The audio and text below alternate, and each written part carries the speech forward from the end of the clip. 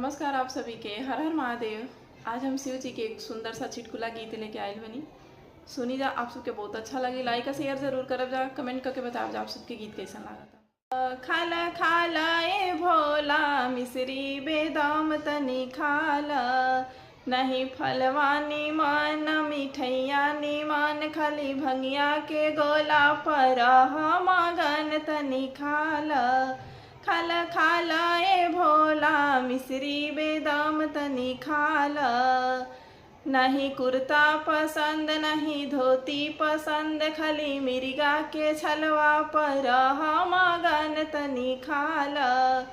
खाला खाला ए भोला मिश्री बेदाम तनी खाला, नहीं मोती के हार नहीं सोनवा के हार, गले सर्प के तू तो पहने लहार तनी खाला। तनी खाला ए भोला मिश्री बेदाम तनी खाला, नहीं मोती के हार नहीं सोना के हार, नहीं मोती के हार नहीं सोना के हार, तू त नगवाला पेटी के होला मगन तनी खाला।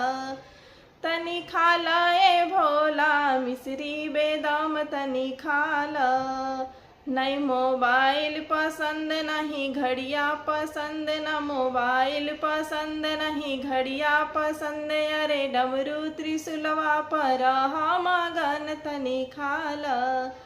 खाला खाला ए भोला मिश्री बेदाम तनी खाला, नहीं हाथी पसंद नहीं घोड़ा पसंद, नहीं हाथी पसंद नहीं घोड़ा पसंद, खाली नंदी पतूत मगन तनी खाला।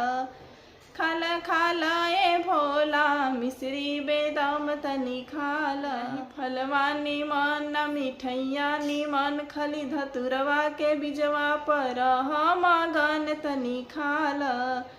खाला खाला ए भोला मिश्री बेदाम तनी खाला।